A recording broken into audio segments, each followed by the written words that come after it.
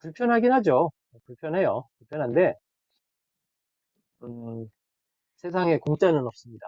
약간의 불편함을 감수하면서 이 보안성을 좀 높이는 것이 중에 소 잃고 외양간 고치는 것보다 훨씬 음, 행복을 유지할 수 있는 방법이죠.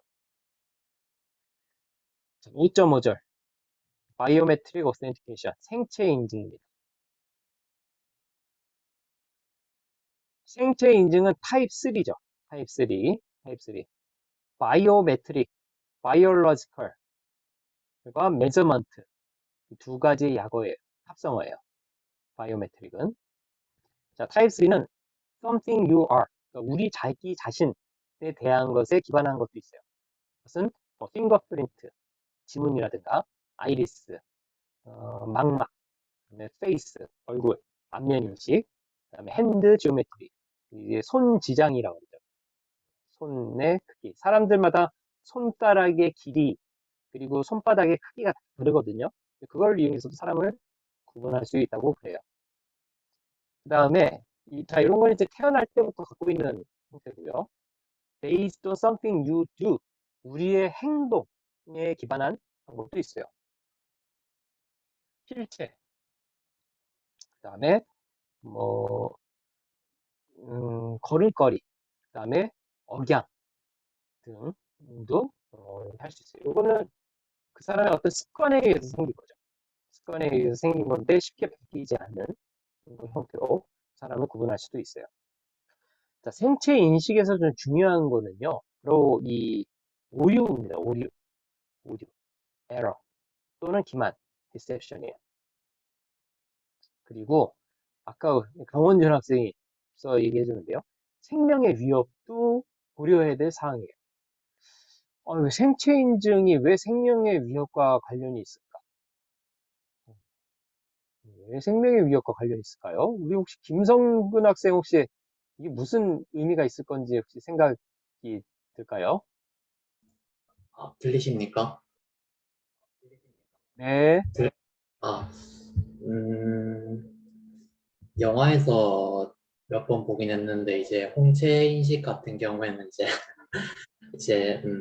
아무래도 어, 홍채가 필요하다 보니까, 뭐, 홍채를 복사하는 것보다는 가져오는 게 좀 더 편하지 않기도 하고, 음, 그런 식으로 이제 신체 음, 일부를 훼손할 위험이 있지 않을까 싶습니다. 음, 그래요. 예, 아주 짐작한 대로입니다. 예. 영화에서 많이 좀 도움을 줬죠.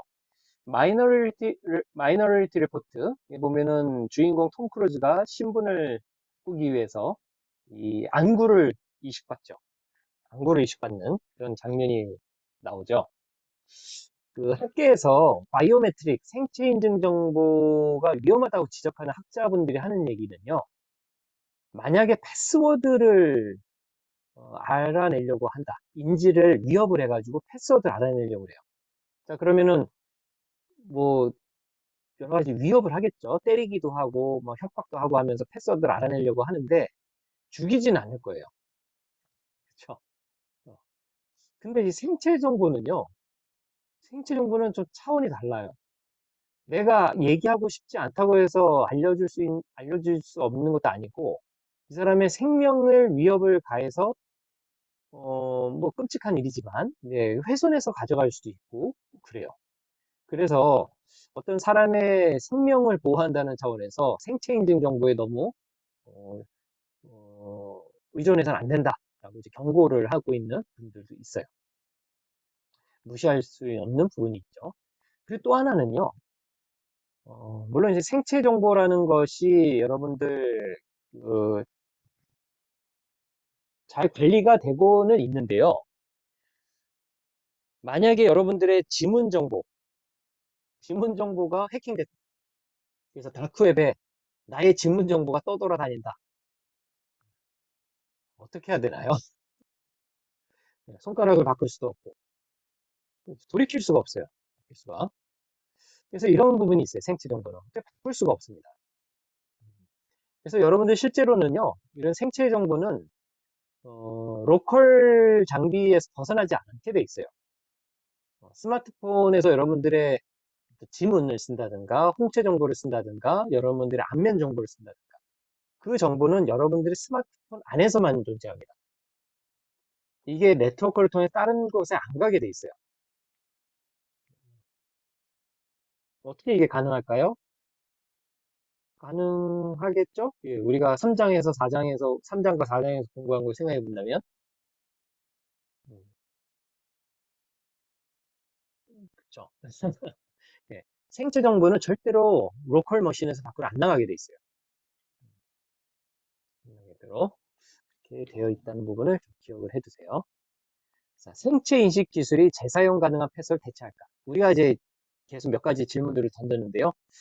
대체하기는 좀 어렵겠죠? 그렇죠? 대체하기는 좀 어려울 것 같아요. 최근에 스마트폰 모 회사에서 유선상적 개념 기능을 만들었다는 기사 혹시 봤나요? 스마트폰이 패스워드가 있고, 그 다음에 생체 인증으로 또 보안 락을 걸잖아요. 근데 만약에 그 사용자가 떤 불의의 사고로 죽거나 이렇게 그냥 이렇게 사용할 수 없는 상태가 되게 되면 지금까지는 그 스마트폰을 열 수 있는 방법이 없었습니다. 제작사에서도 그거에 대해서 동의를 안 했고 뭐큰 돈을 들여서 뭐 크래킹을 하는 분들도 있긴 하지만 일반인들이 이렇게 하려고 했잖아요. 그래서 최근에 생긴 것은 유선 상속 제도죠. 사전에 등록을 해놓은 사람한테 내가 죽었다는 사망 증명을 해주게 되면 그 사람만이 열 수 있도록 해준다는 거예요. 저도 아직 세팅을 하지 않았는데 한번 저도 이제 조만간 한번 세팅을 좀 해보려고 합니다. 그런 기능들이 생겼어요. 자, 바이오메트릭에 대해서 좀 더 우리가 좀 더 알아봅시다. 자, 바이오메트릭은 최초 등록 단계가 반드시 있어야 돼요. 제 스마트폰도 안면 인식 기능을 활성화 시켜놨는데요. 어, 보면은 최초 등록 단계가 있죠. 그래서 뭐 전화기를 뭐 사방으로 이렇게 돌리게 이렇게 하면서 등록을 시키죠. 그렇죠? 음, 그 상체 정보 중에서 핵심 특징들을 딱 뽑는 최초의 단계예요. 이때 딱 뽑는 거예요. 자, 그 다음에 최초 등록을 한 다음에 그 다음에 이제 일상적으로 사용을 할 때는 최초에 등록된 거의 값을 비교해야 되잖아요. 근데 이 값에 비교해서 일치 정도를 얘기하는 것이 일치지수, 매치 인덱스입니다. 자, 여기에 좀 생각할 부분이 좀 있어요. 자, 뭐냐면은, 자, 밑에 그림을 봅시다. 최초 등록 단계예요. 자, 최초 등록 단계에 손바닥 정보를 스캐닝을 해요. 그래서 예를 들어서 이 손바닥에서 중요한 키 피처들을 쭉 뽑습니다. A값, B값, C값을 뽑아서 이렇게 템플릿을 만들어서 데이터에다가 적용을 해요. 데이터베이스에다가. 자, 이렇게 등록이 끝난 다음에, 그 다음에 실제 사용을 할 때, 이렇게 손바닥을 대는데, 키 피처 값이 약간 바뀌었어요. A값, B값, C값이 있는데, 보니까 B값이 이렇게 바뀌었어요. 뭐 손이 약간 땀이 좀 났다든가, 손에 좀 이물질이 좀 묻었다든가, 그럴 수 있잖아요. 그죠? 그리고 뭐 저녁에 라면을 많이 먹어 손이 좀 부었다든가, 뭐 이러면은 키 피처가 좀 바뀔 수도 있겠죠. 자, 그런데 이거를 템플릿 데이터베이스하고 비교를 하니까 이 값이 요거하고 매치가 이루어지는 거예요. 근데 한 비트가 다른데 이렇게 매치가 돼요. 여기서 우리가 생각해 보자는 게 이거죠. 최초 등록 정보하고 실제 측정한 정보가 100% 일치하는 경우가 많을까요? 음,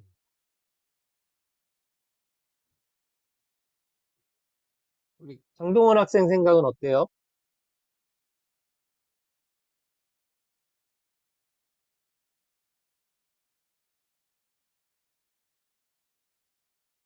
장동원 학생, 음, 자, 여러분들 생각은 어떤가요? 채팅창으로도 한번 넣어보세요. 100% 일치하는 게 맞겠어요? 아니면은 어느 정도 일치하면 되겠어요?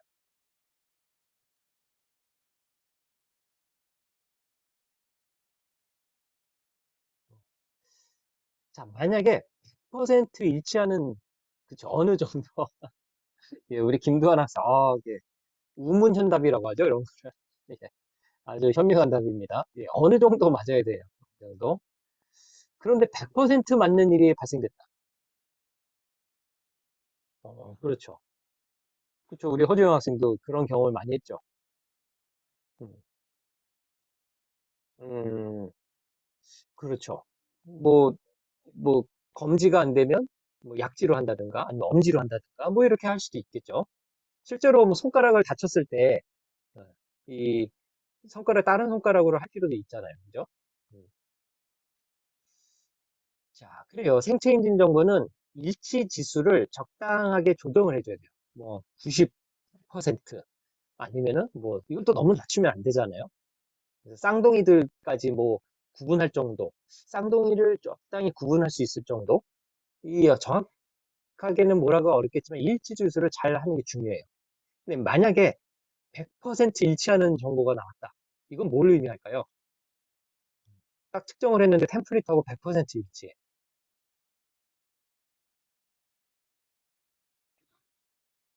이건 그쵸, 위조죠, 위조.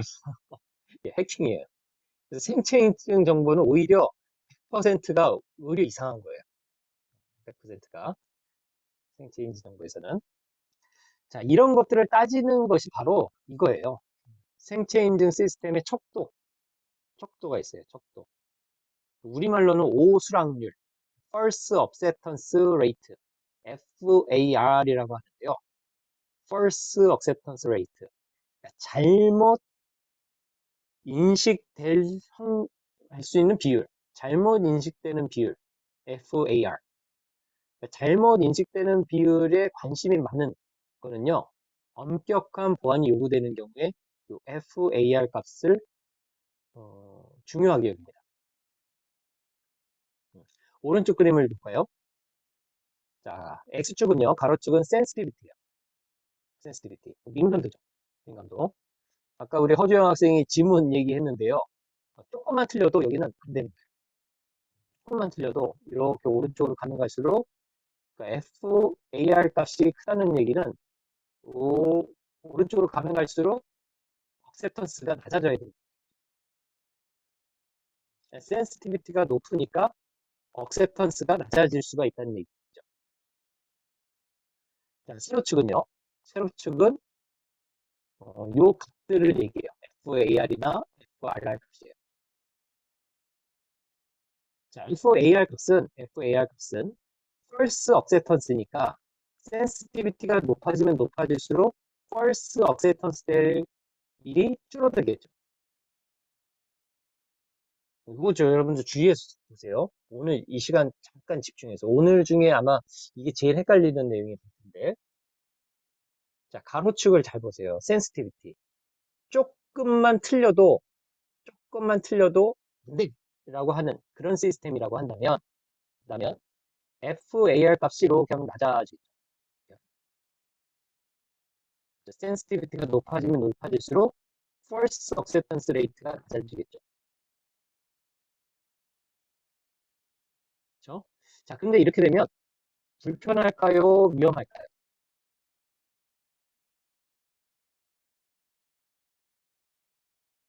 운전은 하겠죠. 그렇죠? 센시티비티를 엄청 높여놓으니까 안전은 할 건데 우리 집에 와서 매일 내가 지문 인식해서 들어가야 되는데 조금만 손에 이물질이 있거나 땀이 있거나 아니면 날씨가 뭐 좀 춥거나 이러면 잘 인식이 안 돼요. 적당히 하고 녹여줘야 되고 이러면 이렇게 해서 한 5번은 해야 벌써 들어간다. 그럼 불편하겠죠. 근데 안전성은 높아지죠. 그렇죠? 그래서 FAR 값은 이런 보안성이 중요한 상황에서 고려하는 것이에요. 자, FRR을 봅니다. FRR. False Rejection이에요. False Rejection. False Rejection. 자, False Rejection이 뭐예요? 잘못 거부했다는 거죠. 원래 사용자인데 실수로 자꾸 오인하는 거예요. 원래 사용자인데. 원래 사용자인데 실수로 오인하니까 좀 짜증은 나겠지만 뭐 거의 한 번 하면은 통과할 수 있는 그런 상황이 되는 거죠. FRR. 자, 이런 경우에는 편리성은 좀 높아지겠죠. 편리성은 높아지는데 위험한 거죠. 나하고 조금만 비슷해도 그냥 주인으로 인식해가지고 통과시켜주는 이런 일이 발생될 수가 있겠죠. FR. 자, 그래서 FAR하고 FRR은 이 초점을 보안성에 놓느냐, 편의성에 놓느냐에 따라서 이 값이 이렇게 서로 다른 관계를 가져요. 자, 그럼 시스템을 구현할 때는 요거에 대한 적정한 점을 찾아야 돼요. 적정한 FAR하고 FRR이 어느 정도 시스템에서 요구하는 보안 수준에 맞도록 이 수준을 유지해 줘야 돼요. 그것을 EER 또는 CER이라고 해요. CER.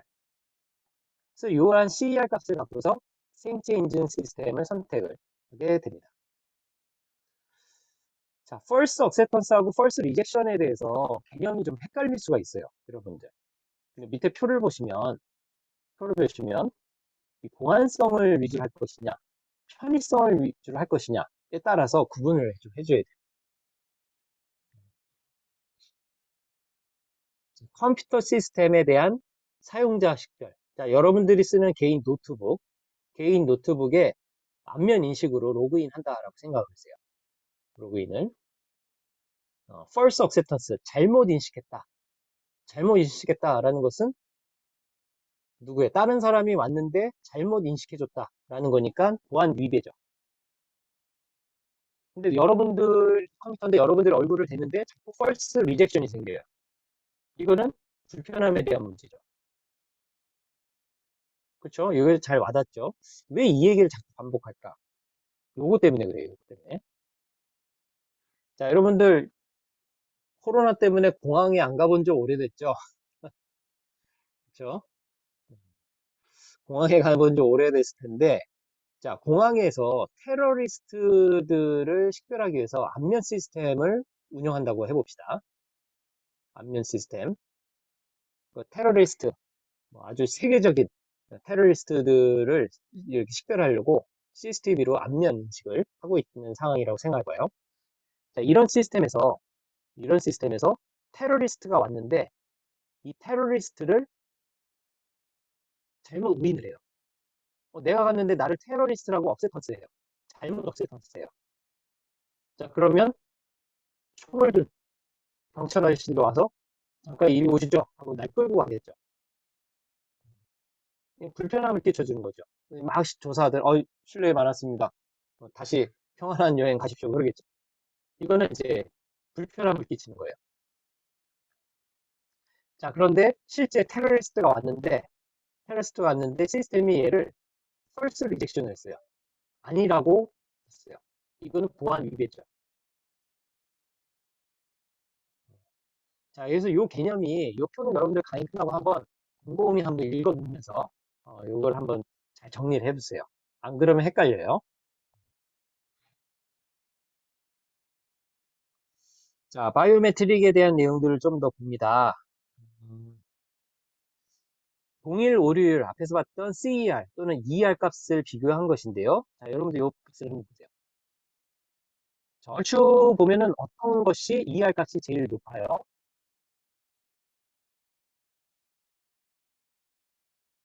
높다고 그래야 되나? 네, 낮아요. 낮다고 그래야겠네요. 자, 얼추 보니까 10에 마이너스 3승, 마이너스 6승, 마이너스 7승 있는데 요 것들이네요. 아이리스하고 레티나. 아이리스는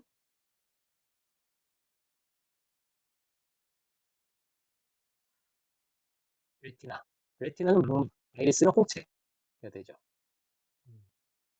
그래서 요 시스템이 가장 민감한 볼 수 있어요. 자, 밑에 그림을 오른쪽 보면은 이제 손의 모양을 갖고 하는 거고요. 이제 지문이고, 자, 요게 바로 이제 아이리스 스캔, 홍채 인식이에요. 전화기에 많이 있었죠. 전화기에. 홍채 인식 시스템이에요. 자, 레티나 스캔은 가장 정밀한데요. 가장 민감한데, 얘하고 좀 보면은 어떤 차이가 있어요?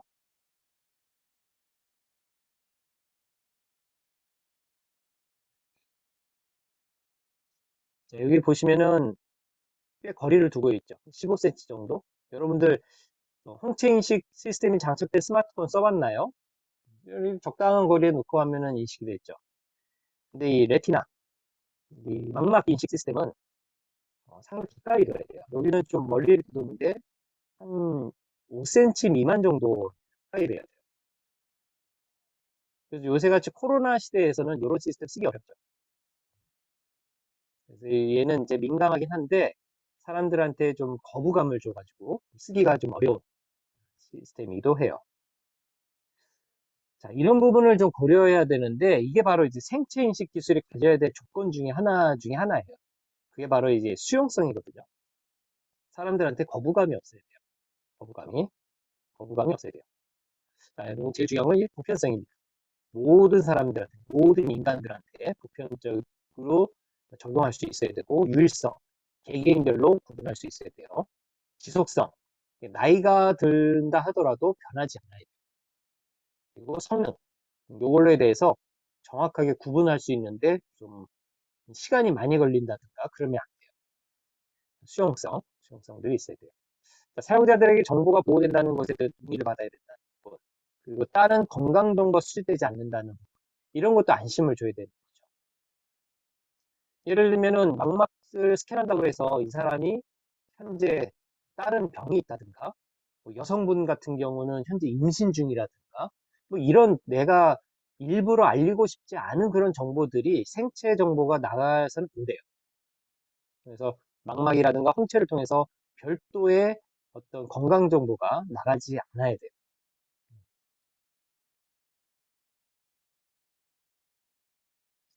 자, 어택권 아이리스 스캔.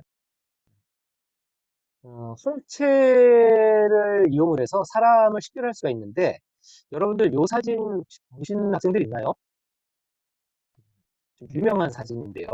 지금 우크라이나하고 러시아에서 지금 전쟁도 지금 현재 있지만, 아프가니스탄에서 1985년도에 사르밧 굴라라는 한 소녀의 사진이 전 세계에 이렇게 배포가 되면서 사람들한테 이제 아프가니스탄 내전에 대한 관심을 일으키는 그런 사진이 됐던 역사적인 사진이에요.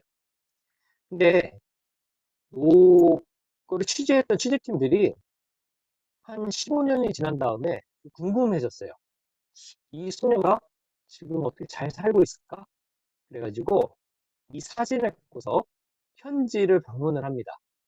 그래서 요 사진의 주인공을 아느냐 수소문을 했어요. 수소문 끝에 이 여인을 찾아냈어요. 그래서 주변 사람들 얘기로는 당시에 사진 찍었던 이 소녀가 맞다. 본인한테도 얘기하니까 내가 맞다 그래요.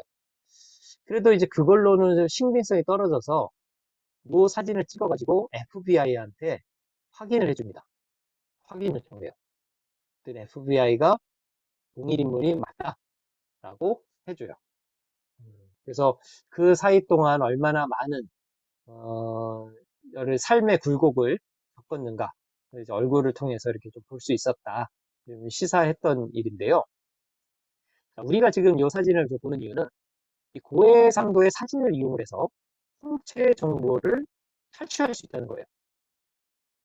그러니까 여러분들 요새 뭐 SNS나 어제 사진 찍을 때요, 어, 뭐 개인 생체 정보가 많이 드러나지 않도록 좀 유의할 필요가 있습니다. 요새 이제 고해상도 카메라가 많이 있으니까요. 자, 근데 시스템은 또 발전하죠. 그래서 이런 것들을 방어하기 위해서 이런 재생 공격, 재활용 공격, 리플레이 어택을 막기 위해서 홍채 촬영하기 전에 플래시를 한번 터트려요. 그래서 이게 살아있는 생명체면은 이 홍채가 동공이 있죠. 그렇죠? 그 여부를 판단을 해요. 그런 것까지 생체 인증 정도에 확인을 하고 있습니다. 이 스마트폰의 페이스 아이디도 보면 눈을 감고 있으면 안 되도록 옵션이 있죠. 자는데 와서 이렇게 들이밀면 열면 안 되니까 눈을 뜨고 있는 상태에서만 되도록 하는 옵션이 있어요. 몰랐으면 한번 옵션을 한번 찾아보세요. 그래서 오늘은 이 세 가지, 타입 1, 타입 2, 타입 3. 타입 1은 what you know, 타입 2는 what you have, 타입 3는 what you are 또는 what you do에 대해서 패스워드, 그리고 어떤 출입증 카드, 그리고 생체 인증에 대해서 중요한 내용들을 좀 살펴보겠습니다.